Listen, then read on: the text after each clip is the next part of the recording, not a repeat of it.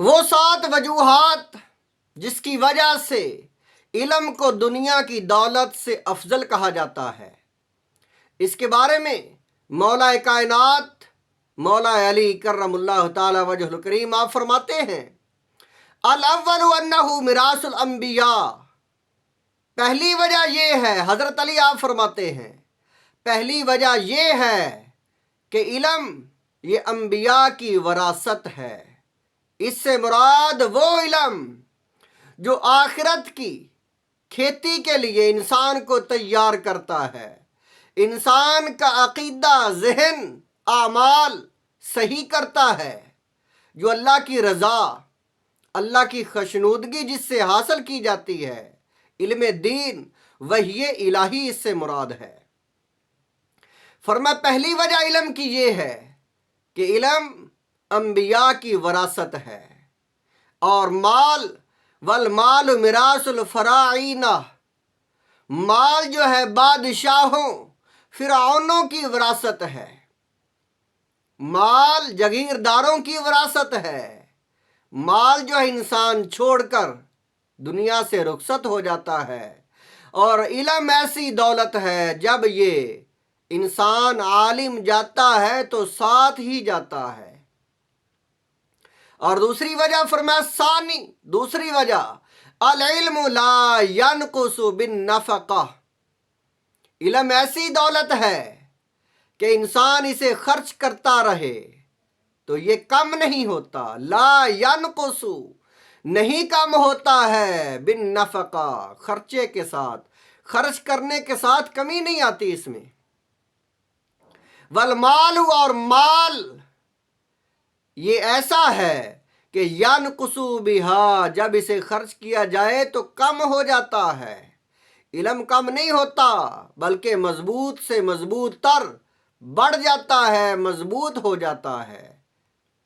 اور تیسرے نمبر پر فرمایا تیسری وجہ یہ ہے علم کی فضیلت کی دنیا کے مال سے۔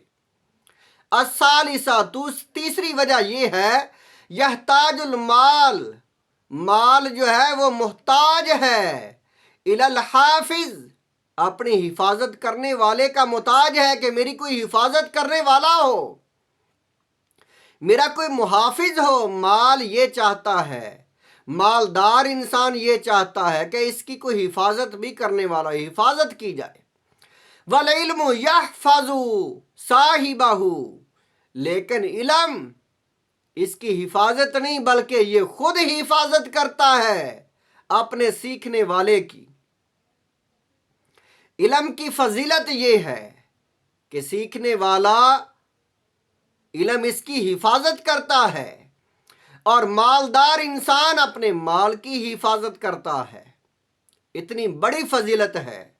الرابع، اور چوتھی فضیلت علم کی دنیا کی دولت پر، چوتھی فضیلت یہ ہے العلم یدخل فی الکفن، علم کفن میں داخل ہو جاتا ہے۔ جب دنیا سے انسان رخصت ہوتا ہے تو علم بھی ساتھ ہی رخصت ہو جاتا ہے، اس کی کفن میں داخل ہو کر ساتھ جاتا ہے۔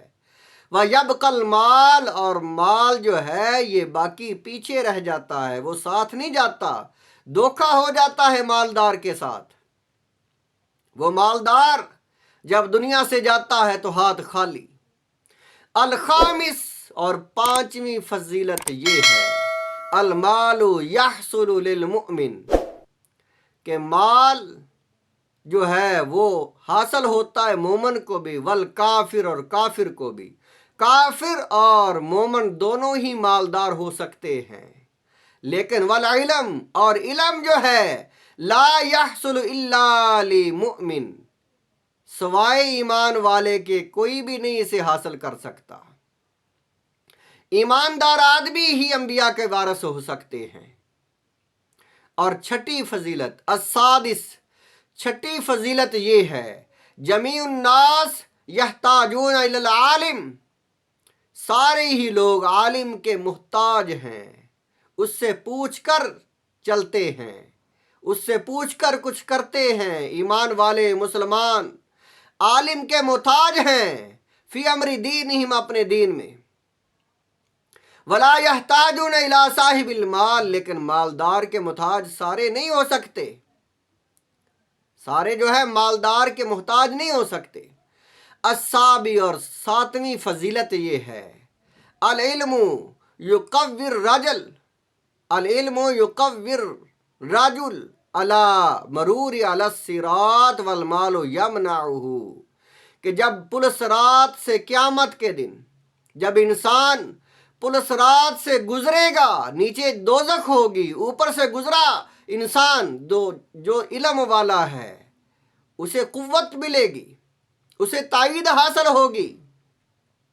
علم والا انسان جو ہے اللہ تعالیٰ اس کی مدد فرمائے گا کہ یہ علم والا ہے۔ العلم یقوی الرجل، انسان کو قوت دے گا علم اوپر سے گزرنے کی۔ لیکن جو مالدار ہے وہ جب گزرے گا، ایک تو مال پیچھے رہ گیا دنیا میں، آگے ساتھ نہیں گیا، لیکن جب وہ پلصراط سے گزرے گا تو مال جو ہے رکاوٹ بنے گا اس کے آگے۔ یہ اتنا وبال ہے مال کا، اور مال کے اوپر اتنی بڑی فضیلت ہے۔ یہ 7 وجوہات ہیں جس کی وجہ سے علم کی مال پر فضیلت ہے۔